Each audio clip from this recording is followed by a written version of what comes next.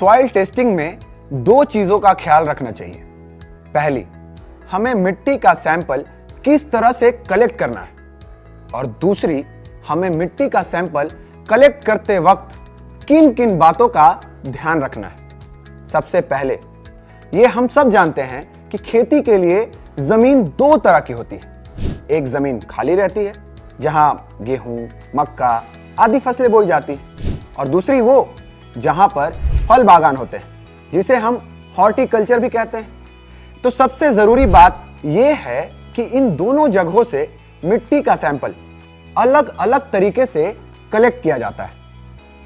तो आइए पहले हम देखते हैं कि जो जमीन खाली है वहां से सैंपल कैसे लिया जाए। यहां भी आपको दो बातों पर ध्यान देना बहुत जरूरी है।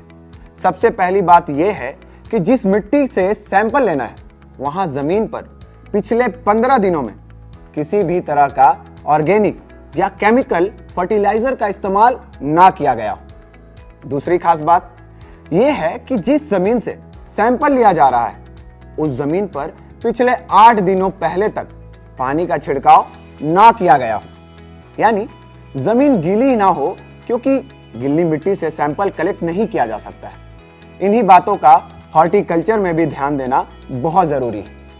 अब जहां तक खाली जमीन की बात है, तो यदि हम 1 एकड़ खेत लेते हैं तो ध्यान रहे उस 1 एकड़ खेत में जुताई नहीं हुई हो, यानी जहां पर जमीन एक जैसी हो।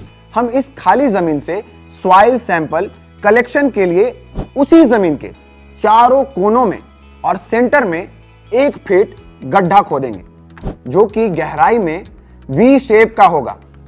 यहां सैंपल लेते वक्त हमें इस 1 फीट में ऊपर से 4 इंच और नीचे से 2 इंच छोड़कर बीच वाले हिस्से में से 200 ग्राम मिट्टी कलेक्ट करना है। इस तरह चारों कोनों से और सेंटर से हमें कुल मिलाकर 1 किलो मिट्टी लेना है।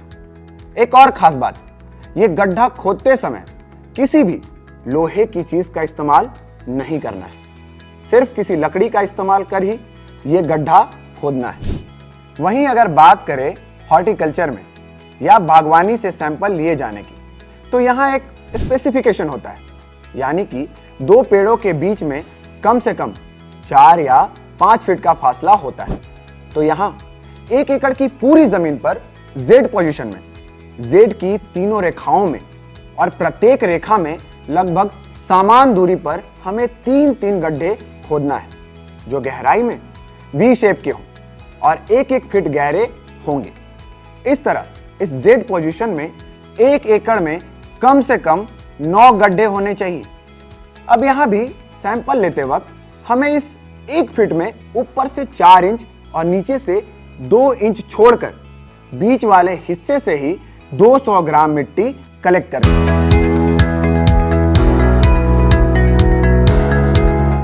इन दोनों जगहों से सैंपल कलेक्ट करने के बाद हमें मिट्टी को टेस्टिंग के लिए तैयार करना होता है। अब सबसे पहले इस सैंपल से किसी भी कंकड़, पत्थर या कचरे को बाहर निकाल लें और इसे एक प्रॉपर तरीके से अच्छी तरह बार बार मिक्स कर लें और एक कॉटन का कपड़ा लेकर उस पर इस मिट्टी को फैला दें।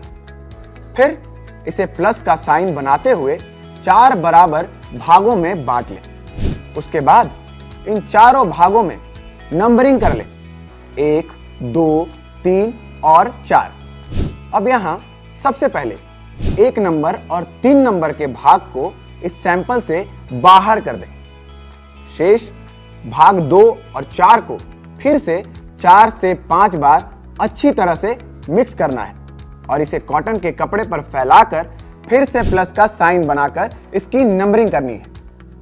और अब यहां सैंपल से 1 और 3 की बजाय 2 और 4 वाले हिस्से को सैंपल से बाहर कर दें।